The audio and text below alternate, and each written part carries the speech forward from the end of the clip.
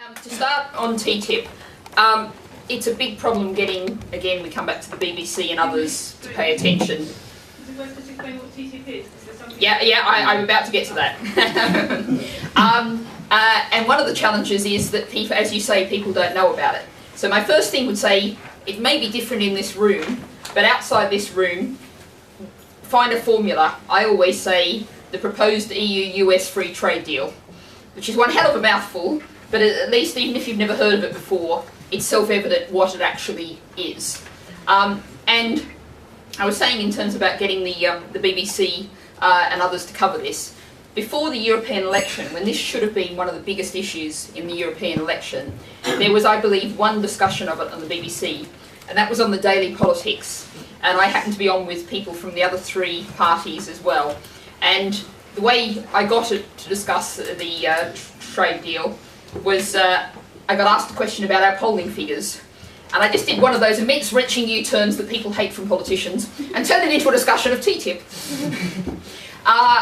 And I got a really fascinating quote, and I actually had a letter in The Guardian recently that mentioned this from Ming Campbell, and I'm paraphrasing, but he basically said, well, the problem is people like you spread scare stories, so the negotiations have to be conducted in secret.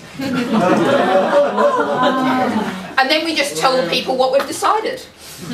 So, you know, there's a lot of ground for us there potentially. It's something we just have to keep plugging away at. I don't have any magic, you know, there is no magic thing except, you know, any chance, if you have a chance to write a letter to your local paper about it, just get the mention there. As I said, talk about the free trade deal, don't just talk about TTIP. You know, talk to your local NGOs, because some NGOs are doing some really good stuff on this. Hold a joint stall, maybe, for some of the NGOs doing stuff on this. I can see this gentleman there who really, really wants to come in on this point. No? Yeah, just very briefly, don't talk about free trade. These things are to do with, a lot of it to do with strengthening intellectual property. There is very little tariff boundaries between Britain and between Europe and the US. This is about strengthening companies. Free trade sounds like something people think is good. Yep. So let's have a trade. Yep. One of the things I would say is also talk about the harmonisation of regulations, and we need to make this really concrete. So there's three things that I talk about, which is chlorine washed chickens. Do you really want to eat chicken that's been washed in bleach? Because that's what they do with US chicken. Because their farming standards, their intensive farming, their factory farming is so bad, they have to wash the carcasses in bleach. And you know, people go, "Ooh," when you say that to them, and that's a good thing to scare them about that, to make them aware of that. Hormone-laced beef is another big thing that, you know, if we harmonise to American standards, you know, lots of hormones in the beef that we don't allow in the EU, and just simply, you know, workers' rights and standards of environmental standards. So really try and make it, I agree with you, make it concrete for people in terms of that.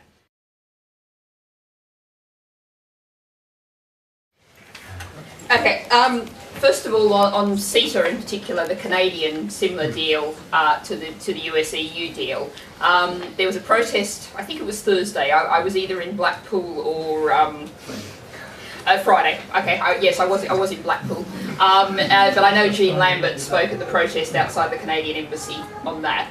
And in terms of the whole broader issue of workers' rights, it was accidental that I happened to be in Doncaster yesterday, but I spoke to the Care UK workers, which many of you may know are one of the longest running strikes going of workers trying to defend their pay and conditions which were being cut due to outsourcing.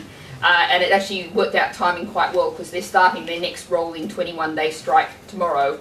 So I'll be putting a press release out tomorrow, and I've got photos of me with them and support, and they really appreciated the support. And what was really pleasing was they actually said to me, when I sort of walked up and said hello, and sometimes you get a bit of suspicion when you walk up to people, and they're kind of like, oh, you know, someone else jumped on a bandwagon, but they just said to me, it's really great, we really appreciate the support from our local party, they've been brilliant, great, do you want the photo taken? So, you know, the words really are getting around. And actually, interestingly, I was in Blackpool because I was speaking to the Unison Northwest Policy Conference up there. And actually 2 days before, you may have seen the emails, we actually had in Camden, the Unison local union secretary was there speaking to us. So I actually spoke to Unison people talking very much about workers' pay and conditions twice in 3 days, which I think is a sign of the way things are going.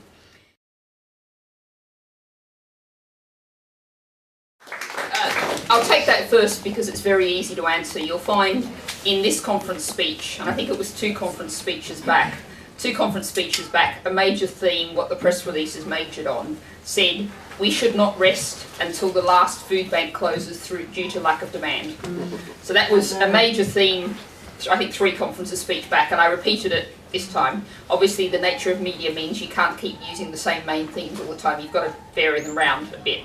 But you know, I spend a lot of time going to food banks, and I think one of the most interesting ones I visited was Clun in Herefordshire, and it's the smallest place that I've ever seen that's got a food bank. It's a very wealthy village with a real undercore of poverty underneath it.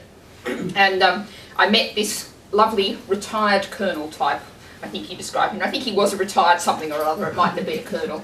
And he said to me, and the food bank had opened in the church, and it was very much a church initiative. And he said to me, well, I didn't really believe there was a need for this, but now we've opened it, I can really see there is. And so, you know, food banks have really opened lots of people's eyes to the reality of poverty in Britain. And, you know, I will definitely keep talking about it, definitely.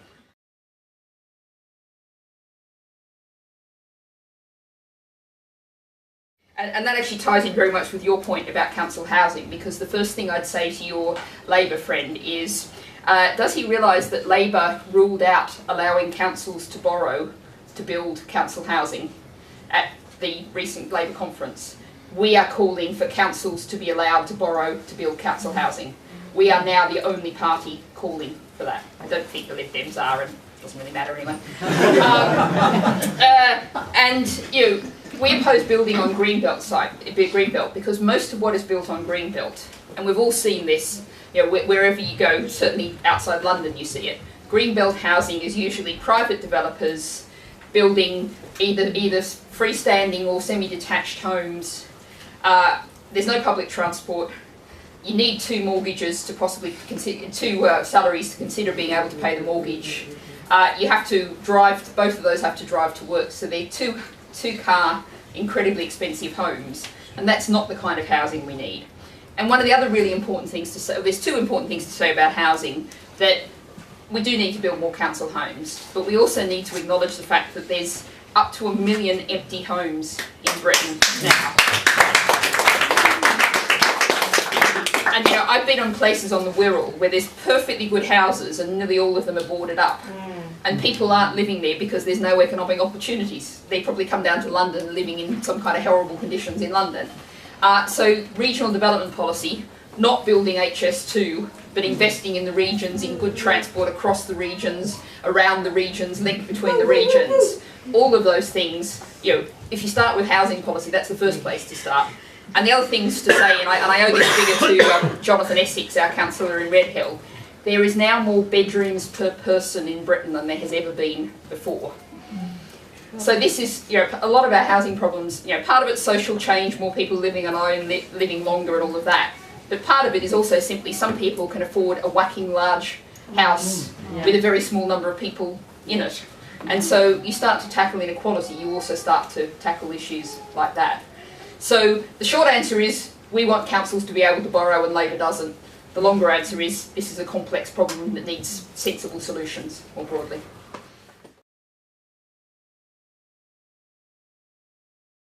We understand that we have a very complex, interconnected world. And you know, one of the things is people say, you know, why was UKIP getting more attention than us? And it's partly because they have a very simple prescription. They say stop immigration and get out of the EU and everything will be wonderful, you know, it's sweetness and light. No problems at all, you don't really have to worry about anything else. Hell, we can fight a whole election with no policy other than those 2 policies, as they did in Europe. We understand that life's more complicated than that, but we have to find ways that get through to people that explain that. So one of the ways that I try and do this is I talk a lot about jobs you can build a life on. And what that does is that brings together living wage, no 0 hours contracts, a reasonable level of security, the kind of job that you can, you know, get settled in and think, right, this is my job for some time, I'm confident I can pay the rent, maybe even think about having a mortgage, you know, if I'm thinking about having children, that'll be all right, I'm not going to get stuck in a situation like your friend.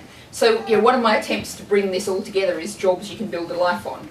And if you have that, jobs you can build a life on and decent benefits for everyone who needs them.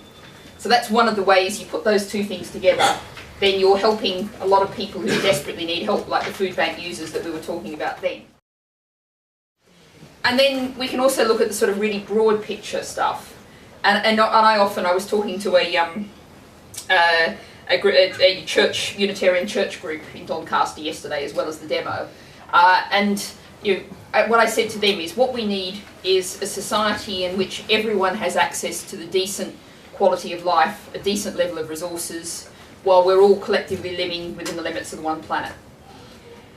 And what we really need, and what I'm still working on, and I'll take suggestions very happily, is some kind of buzzy, fits in a headline kind of way of encapsulating those two things. Sufficient resources for everyone, limits of one planet. And we're still working on that one. Suggestions welcome. Thank you.